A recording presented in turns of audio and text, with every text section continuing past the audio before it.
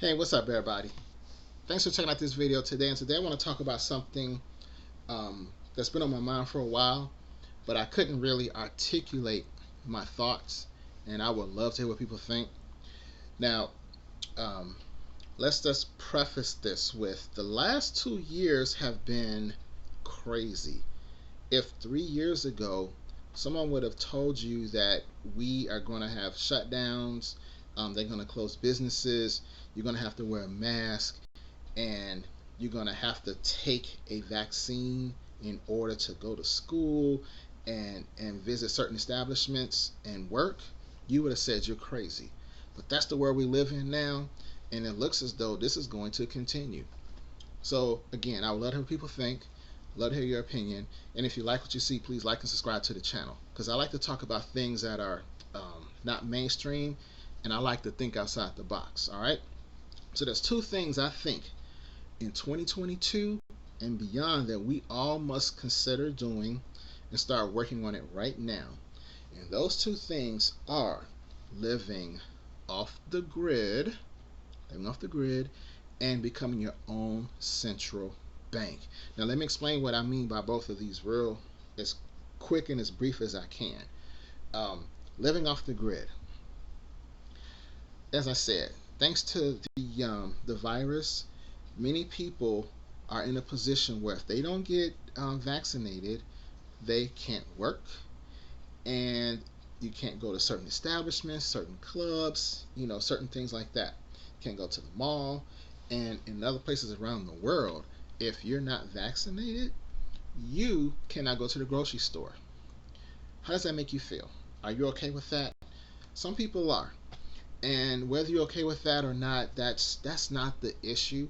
The issue is you are being told that you must get this vaccine to basically survive, to eat, to work. That is the issue. Now, another thing that I've been seeing lately is um, they're talking about making the boosters mandatory. So, how do you feel about getting a booster? Some people I know personally were fine getting the double vax, but now they're saying I don't want to get the booster. Well, what if they tell you if you don't get the booster, you can't work? Like I say, in other countries, you can't go to the grocery store without showing that you're vaccinated. So if you have to get a booster, then another booster, then another booster, and if you don't get it, you can't function in society. How does that make you feel? That makes me real uncomfortable. I don't like that. This is what I mean by getting off the grid, living off the grid. We have to find a way where we can survive in spite of all these mandates, all these things that are mandatory that you must do to survive. So I made a couple videos on prepping. And if you have been paying attention, you see that inflation is getting ridiculous, and it's going to get worse too, by the way. Inflation is not stopping, it's going to keep getting worse. We hear about the ships off the coast of California, and the supply chain is like really disrupted right now. So a lot of people are prepping, they're buying food, they're buying water, they're buying all sorts of things that they're going to need in case fill in the blank, in case fill in the blank, whatever. They're preparing for the unknown. Well, some people know what's going to happen, but they're preparing for something where we have some type of major disruptions. If you can do that, that can help you live off the grid. So let me ask you this. What if there's news that um, all hell breaks loose, and now there's a run at the grocery stores, and all the stores are cleaned out for whatever reason? If you have food already stocked in your house, you're not going to panic because you have food already. That is very important. That helps you live off the grid. All right, you don't want to be in the store fighting to get food when everyone else is fighting to get food. In addition, if you've been watching the news, you hear about people who are getting followed home from grocery stores in the mall and getting robbed before they even walk in their house. You don't want to put yourself in that situation, so you want to be able to live off the grid where you have stuff already stocked away. So if something happens, you're okay. That's very important. All right. Now the key with that is If you have a supply of food that lasts, I would say a month, 2 months, 6 months, a year, that would be fantastic. But here's the key though. The key is we have to build a community around us where we can, help each other, where we all have food, where we can, share with each other, where some of us are growing food where we can help each other sustain off the grid. That's very important. All right. There's another thing about living off the grid that we need too. How many people do you know are on medication?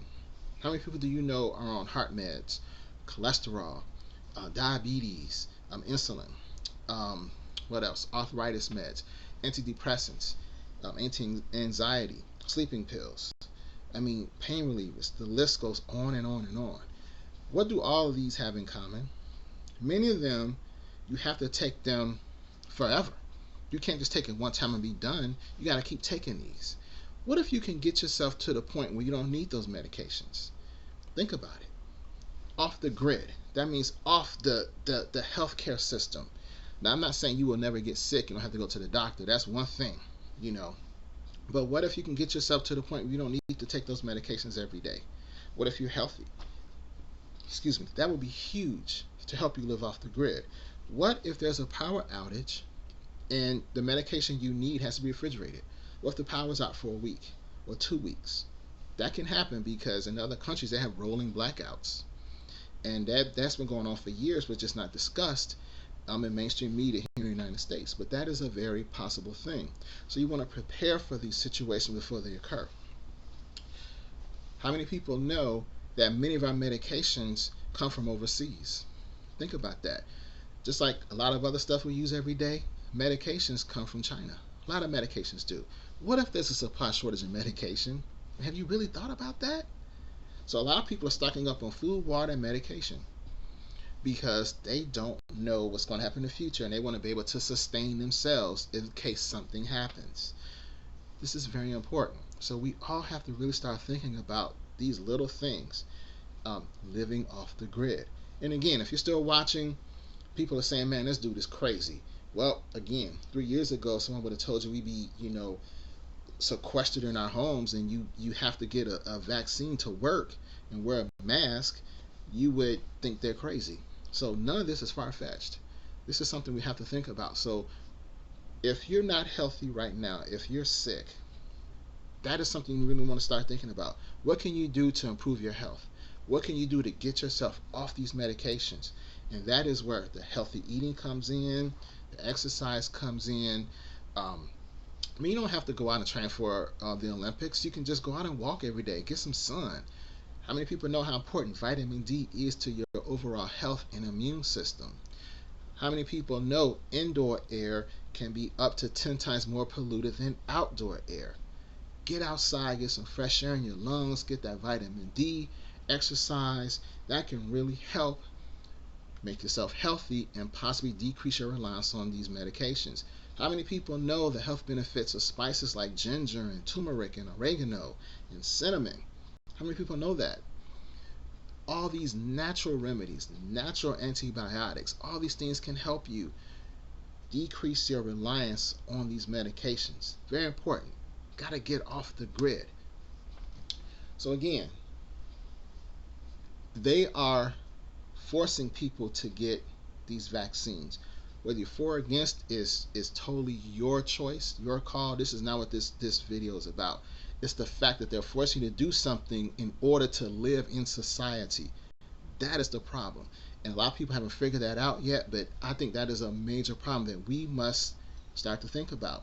So again, if the sixth booster comes out and you say, I don't want to get any more boosters, I feel fine, I don't need it. But they tell you, you know what, if you don't get this booster, you can't work. That's a major problem.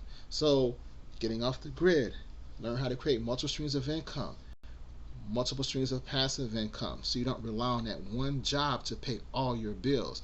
See, this is how they get us. This is how they get us. They don't teach financial literacy in school. They don't teach this stuff. All they teach you to do is how to get a job. So you get a job and you rely on that one paycheck to pay all your bills.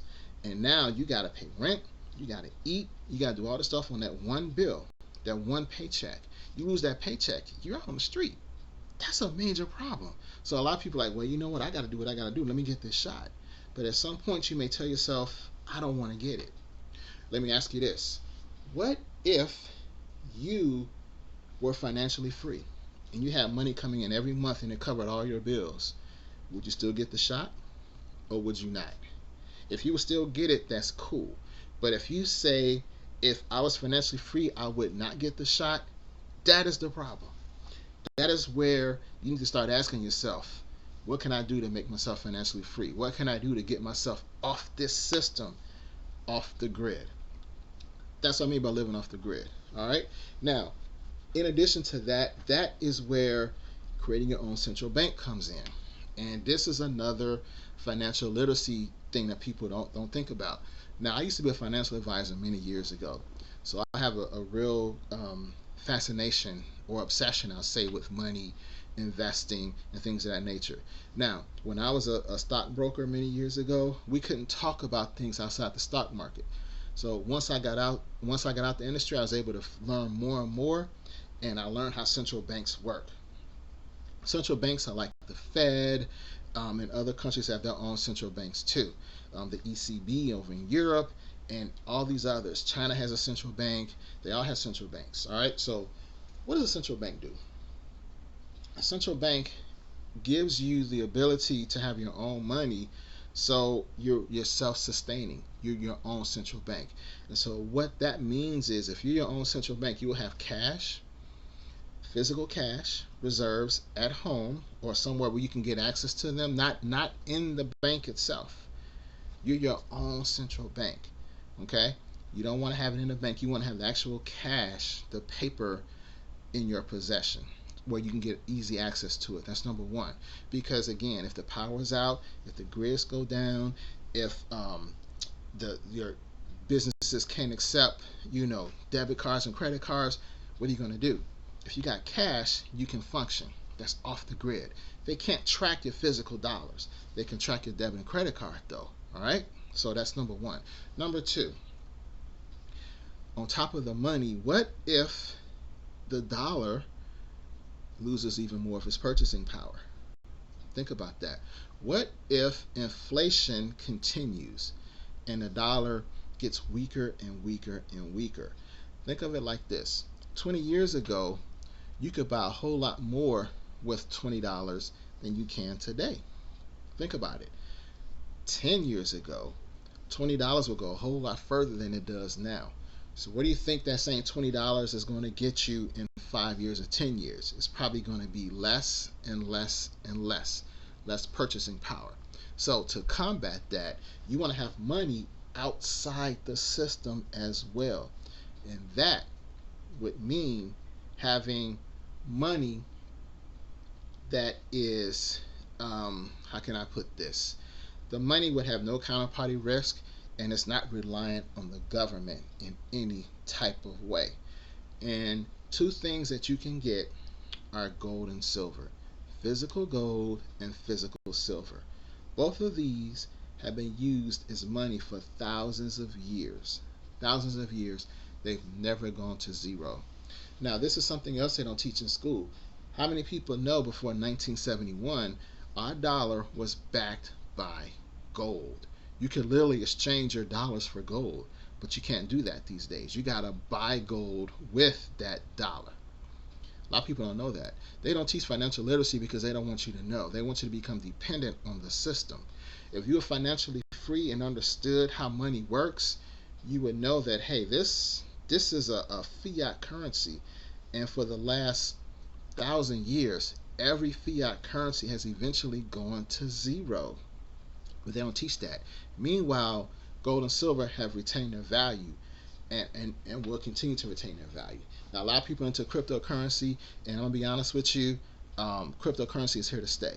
So we need to really look into cryptocurrency also. But the key is having you some physical gold and physical silver to help you have your own central bank.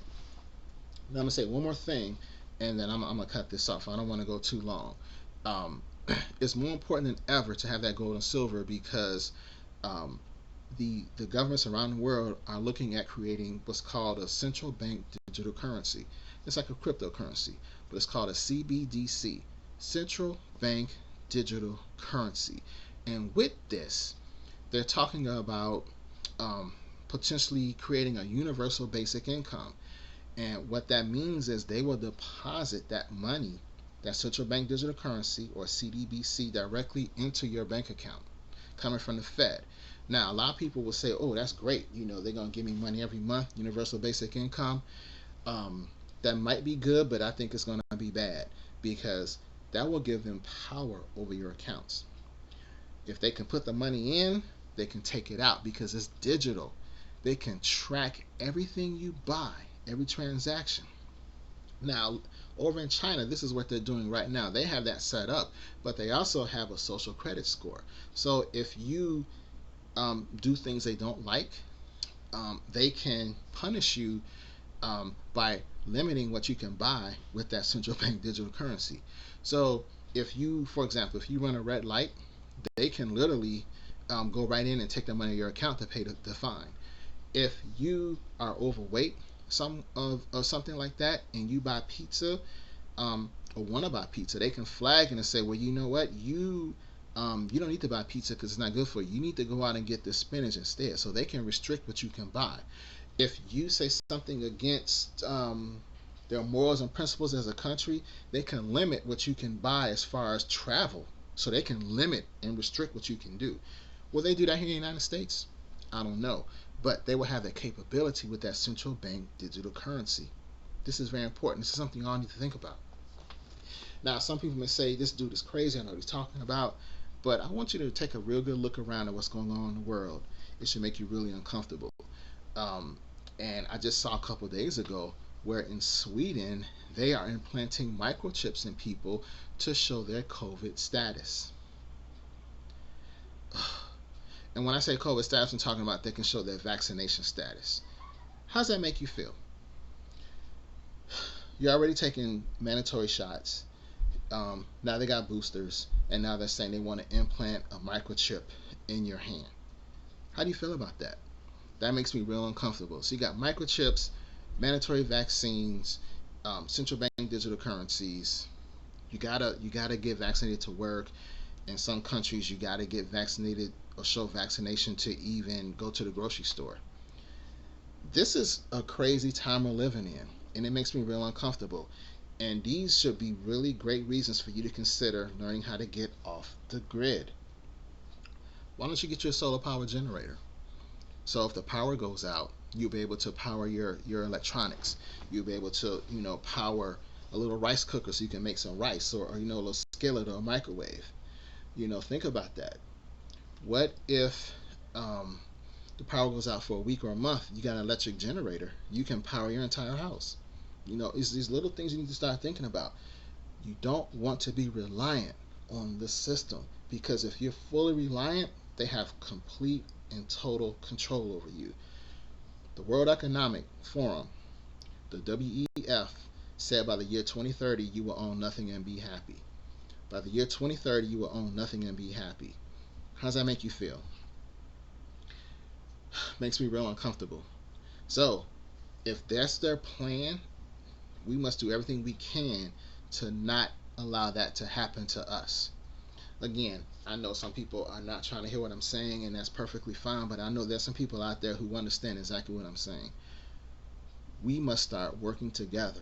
We must start coming together. We must start building our resources and our network together to help each other. And I'm going to say one last thing and I'm done. If you notice on social media, they got the cancel culture that is real. If you say something people don't like, they try to cancel you. If you say something that the networks don't like, they will cut off your channel. They're shutting down people's right to speak freely. And if you don't like what someone says, then they will shut you down.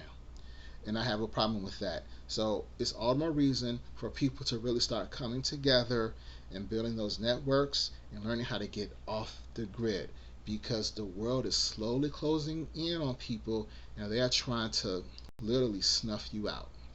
So again, I would love to hear people think. We can talk about this. I don't see I don't see this as a positive thing the way the world is going. And can you imagine in 10 years, people look back on the year 2021 and say those are the good old days? Can you imagine? Makes me real uncomfortable. So I'll let her people think. Leave me a comment, leave me a thumbs up, leave me a thumbs down. I really don't care. But I would love to hear what people think. Um, I just want to know whether people are do they see what I see? Do they sense what I sense? Something isn't right in the world, and people need to start coming together. There's a divide and conquer going on. There's a psychological warfare going on.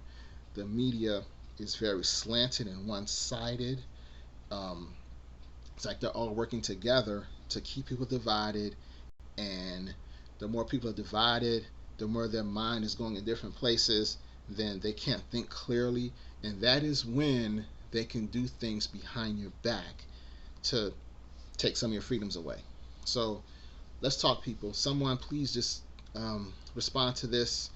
um, it's very frustrating because I look around, I don't see people as concerned as they should be. They're just living their lives like everything is okay, nothing's wrong. But the futurist in me, the person in me who looks out 2, 5, 10 years, sees some dangerous, dangerous things going on in our society. And we need to talk about it before it's too late. All right, guys, take care. Peace.